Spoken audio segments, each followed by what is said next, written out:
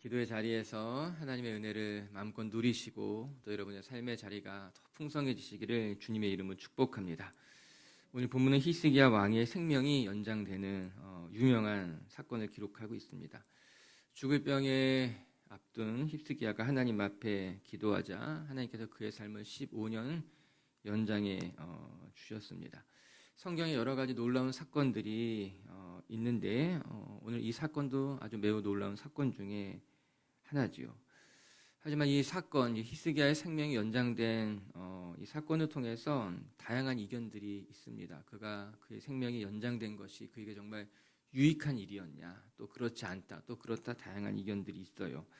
그 생명이 15년 연장된 이후에 그의 삶이 자만해졌죠. 바벨론 왕에게 나라의 모든 것을 자랑하고 보여주게 됩니다. 이로 말미암아 남유다는 바벨론에게 남유다의 내밀한 것을 보여주게 되고 결국에는 큰 공격을 당하고 무너지게 됩니다. 생명 연장 받았던 히스기야가 치명적인 실수를 하게 되죠. 히스기야의 잘못입니다. 이런 일이 그가 생명이 15년 연장되고 난 이후에 일어났기 때문에 사람들은 간혹 그가 생명 연장을 받은 것이 오히려 그에게 좋지 않았다. 차라리 하나님이 정하신 때 그냥 하나님 곁으로 가는 것이 더 낫지 않았냐, 그런 생각, 그런 말을 하는 사람들이 있습니다. 아름답게 퇴장했더라면 더 좋았을 텐데 그리하지 못했다라고 하는 거예요. 그런데 모든 이 역사를 결과론적으로만 보는 것은 사실은 그렇게 좋은 적용이 될 수는 없습니다. 그의 삶이 이렇게 결론이 됐으니 또는 우리 히스기야의 이야기를 읽으면서 이 말씀을 그대로 우리의 삶에 1대1로 바로 적용하는 것도 썩 지혜로운 생각이라고는 할 수가 없습니다. 왜냐? 그렇다면 우리의 삶이 너무 조심스러워질 수밖에 없습니다. 내가 이것을 구했는데 그게 결국 나한테 어떻게 되돌아올까? 그럼 이제 조심스러워질 수밖에 없는 거죠. 결과를 가정하고 기도한다고 하는 것은 내 삶이 어떻게 되겠지 생각하면서 우리의 삶을 살아가는 것은 사실 지혜로운 것은 아닙니다. 오히려 우리에게 필요한 것은 지혜보다는 성실이라고 하는 거예요. 내게 맡겨진 삶의 상황 속에서 우리가 얼마나 성실하게 또 책임감을 다해서 하나님 앞에 살아가는가가 더 중요한 일이 아닌가, 그런 생각을 해보게 됩니다. 저는 우리 빛의 식구들이 여러분의 삶을 어떤 가정 속에서 살아가는 것이 아니라 오늘 주어진 내 삶의 시간만큼 더 충성스럽게 하나님 앞에 내어드릴 줄 아는 분들 되시기를 주님의 이름으로 축복합니다. 내 삶이 어떻게 될까? 내가 혹은 교만해지진 않을까? 그것 때문에 조심스럽게 살아가는 것이 아니라 내게 맡겨진 그냥 그 삶의 자리에서 하나님을 기쁘시게 하기 위해서 오늘 하루를 성실하고 충성스럽게 살아간다면 그곳에 주의 은혜가 더 풍성하게 여러분의 삶을 지키고 돌보실 줄로 믿습니다.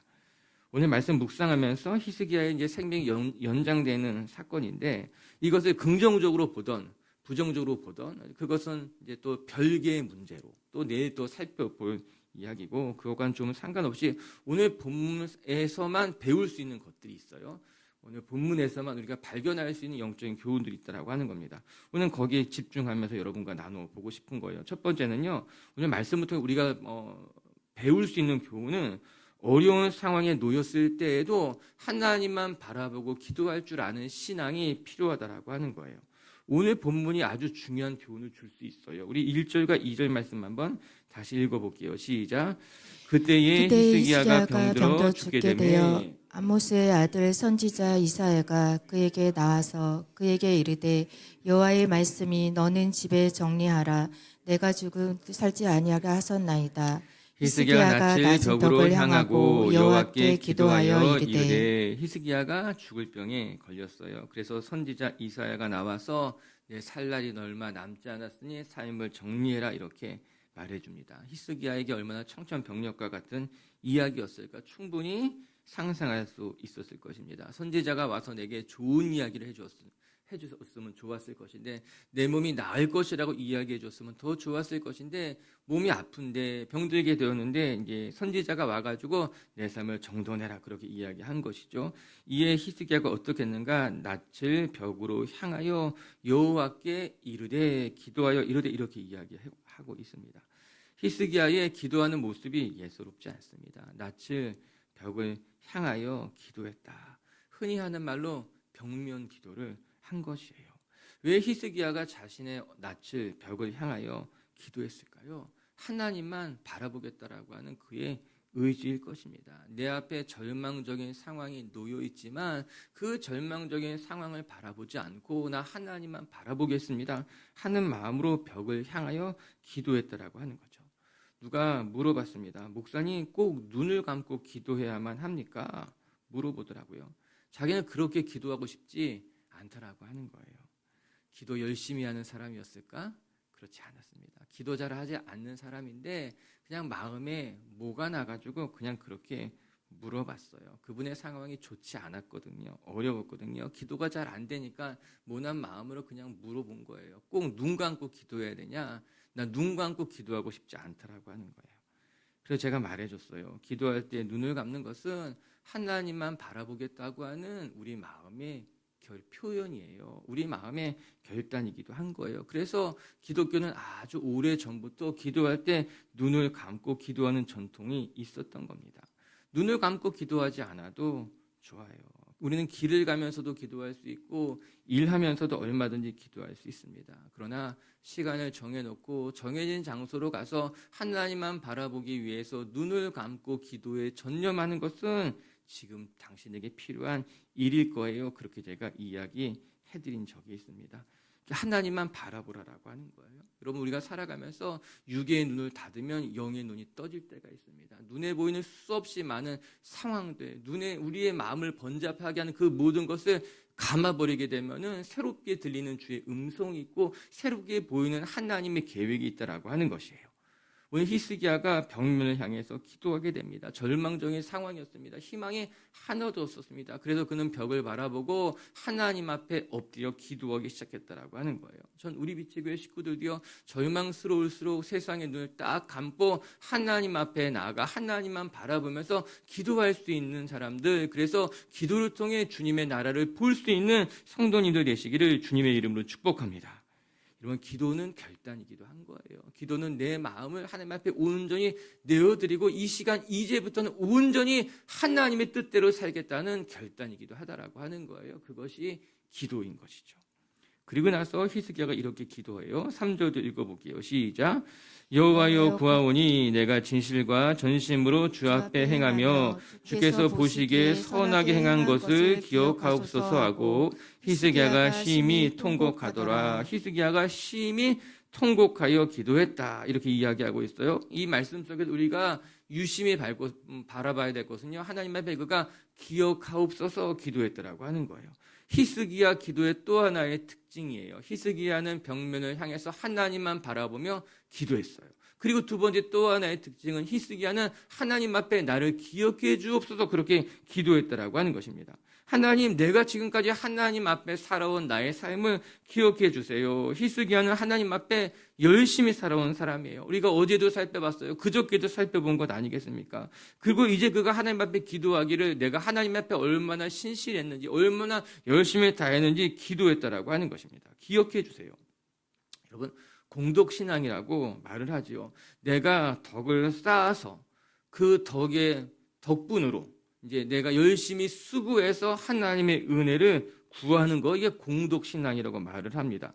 그러나 개신교에서는 공덕신앙은 존재하지 않습니다. 개신교는 종교개혁 이후로 우리의 행위가 아니라 오직 은혜로만, 오직 믿음으로만 하나님 앞에 나아간다고 이야기하고 있는 것 아니겠어요? 여러분, 우리가 덕을 쌓아서 은혜 받는 것 아닙니다. 우리가 열심히 수고했기 때문에 하나님이 우리에게 특별한 은혜를 베풀어 주시는 것은 아니에요. 우리가 오늘 이 기도를 통해서 배우는 것은 하나님, 내가 열심히 수고했으니까는 나의 수고를 기억해 주세요 기도하는 것이 아니라 우리가 하나님 앞에 기억해 달라고 기도하는 것은 그냥 우리 존재 자체라고 하는 것입니다. 내가 얼마나 선하고 얼마나 좋은 일을 많이 했는지 기억해 달라는 것이 아니라 나의 존재 자체를 기억해 주세요. 내가 보잘것없는 존재이지만 나는 하나님이 지으신 존재입니다. 나의 삶은 부끄러울지 모르지만 내 안에는 하나님의 형상이, 하나님의 은혜가 있습니다. 하나님, 나의 존재 자체를 기억해 주세요. 우리가 기억해 달라고 하는 것은 나의 수고가 아니라 나의 존재 자체를 하나님 앞에 간구하게 된다고 하는 거죠. 오늘도 우리 빛의 성도 여러분, 하나님은 우리를 잊지 않으십니다. 그것은 우리가 수고했기 때문에, 열심히 노력했기 때문이 아니라 우리 안에 하나님의 계획이 있기 때문에, 우리 안에 하나님의 선한 뜻이 있기 때문에, 우리가 보잘것없다 하여도, 우리가 실수투성이라 하여도 하나님은 우리를 기억하시는 분이 우리 하나님이라고 하는 거예요.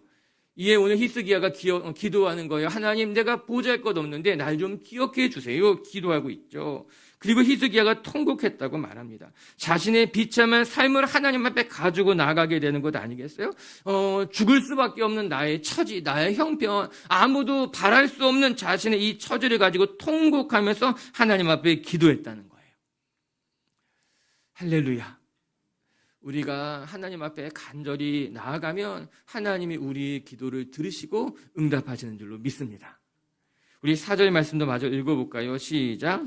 이사야가 성읍 가운데까지도 이르기 전에 여호와의 말씀이 그에게 임하여 이르시되, 이사야가 성읍을 다 빠져나가기도 전에 하나님의 말씀이 이사야에게 임했다라고 하는 거예요. 이사야가 히스기야에게 나타나가지고 당신이 곧 죽을 거예요, 삶을 정돈하세요 말하고 선포하고 하나님의 말씀을 전하고 이제 떠났는데, 이 히스기야가 기도를 시작했겠지요. 그 성읍을 다 빠져나가기도 전에 하나님이 이사야에게 임했다라고 하는 거죠. 하나님이 응답했다라고 하는 것입니다. 하나님이 어떻게 응답했다고요? 따라해 보세요. 벌써 응답했다. 하나님이 우리에게 벌써 응답하시는 분이에요. 내가 응답받을 준비도 되지 않았는데 벌써 응답하세요. 오늘 말씀이 그런 거예요. 내가 준비하지 않았는데, 내가 기도를 끝내지도 않았는데 하나님이 그 기도를 들으시고 응답했다라고 하는 것이죠. 할렐루야. 오늘도 우리 빛의 교회 성도 여러분들이 하나님 앞에 기도할 때 하나님께서는 여러분의 기도를 들으시고 신속하게 늦지 않도록 응답하실 줄로 믿습니다. 그 하나님 바라보는 하루가 되시기를 주님의 이름으로 축복합니다. 두 번째, 또 오늘 말씀을 통해 우리가 배울 수 있는 것은 하나님은 우리의 삶의 생사화복을 주관하시는 하나님이구나, 이걸 깨닫게 돼요. 그리고 우리에게 긍휼을 베풀어 주시는 분임을 알게 됩니다. 여러분, 우리의 삶의 생사화복, 우리의 삶에 태어나는 것에서부터 죽을 때까지 그 삶의 모든 것은 사실 하나님의 손에 있다. 우린 그것을 기억해야만 합니다. 오늘 히스기야의 이 생명이 연장되는 이 사건을 보면서 우리가 기억해야 될 거예요. 우리의 삶의 생명이 하나님의 손에 있는 것이구나. 한나의 기도가 있어요. 한나는 아이를 낳지 못했습니다. 많이 기도했고 또 많이 수고했지만 아이를 갖지 못했는데 하나님이 그 한나에게 아이를 주시죠. 그때 한나가 깨닫고 하나님 앞에 드렸던 기도가 사무엘상 2장에 나오는데, 그 기도문에는 이렇게 나와요. 같이 한번 읽어볼게요. 사무엘상 2장 6절 7절 말씀 시작. 여호와는 죽이기도 하시고 살리기도 하시며 세월에 내리기도 하시고 거기에서 올리기도 하시는도다. 여호와는 가난하게도 하시고 부하게도 하시며 낮추기도 하시고 높이기도 하시는도다. 아멘. 이 한나가 깨달았던 하나님을 그가 기도로 하나님 앞에 고백하고 있는 거예요. 한나가 무엇을 깨달았는가? 하나님은 죽이기도 하시고 살리기도 하시고 수월에 내리기도 하시고 거기에서 올리기도 하시고 하나님 손에 우리의 생사가 달려있다라고 하는 거예요. 하나님 우리의 생명을 주관하시는 분이 우리 하나님이시고, 더 나아가 우리를 가난하게도 하시고 부하게도 하시고 낮추시기도 하시고 높이시기도 하시고, 한나가 깨달았던 것이죠. 우리의 삶의 모든 것이 하나님의 손에 있습니다. 하나님이 우리의 삶의 주관자라고 하는 거예요. 여러분 기억하시기 바랍니다. 여러분의 삶의 주관자는 하나님이십니다. 내가 내 삶을 붙들고 살아가는 것이 아니라 우리를 태어나게 하신 분도 하나님이시고, 또 때가 되면 우리의 생명을 주님께로 부르시는 분도 하나님이시고, 이 세상 살아가는 동안 우리의 삶을 여기로 저기로 인도해 가시는 것이 다 하나님이라는 것을 기억하면서 여러분의 삶을 주님께 맡겨드릴 수 있게 되기를 바랍니다. 내 뜻, 내 생각 고집하며 살아가는 것이 아니라 내 삶의 모든 것이 주의 손에 있다. 하나님이 인도하시는 대로 살아가자. 거기에 복이 있는 겁니다. 여러분, 내가 내 삶 붙들고 살아가게 되면 힘들어요, 어려워요. 하나님 때문에 상처받았다고 말해요. 그래서 우리는 하나님 앞에 맡겨드려야 되는 거예요. 삶의 힘을 빼야 되는 거예요. 내 삶의 힘을 다 빼고 어떻게 되든 그래, 가장 좋은 곳으로 주실 거야라는 믿음을 가지고 하나님 앞에 맡기면 하나님께서 우리의 삶을 하나씩 하나씩 인도해 가시면서 때를 따라 은혜를 베푸시는 줄로 믿습니다. 다시 히스기야의 이야기로 되돌아오게 되면은 6절 말씀에 이렇게 나와요. 6절을 한번 같이 읽어보겠습니다. 시작. 내가 내 날에 15년을 더할 것이며 내가 너와 이 성을 아수르 왕의 손에서 구원하고 내가 나를 위하고 또 내 종 다윗을 위함으로 이 성을 보호하리라 하라 하셨더라. 아멘. 오늘 하나님께서 히스기야에게 너의 삶의 15년을 더 연장하겠다라고 하는 것입니다. 하나님이 다시 허락해 주셨다라고 하는 거예요.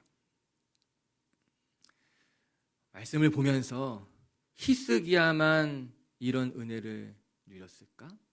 오늘 사실 이 사건은 굉장히 이렇게 특별하잖아요.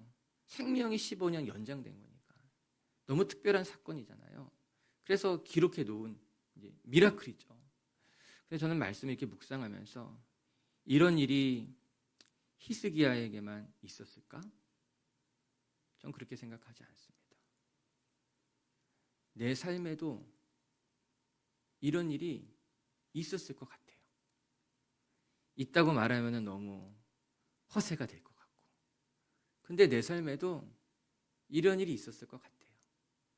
여러분의 삶에도 이런 일이 있을 수 있어요.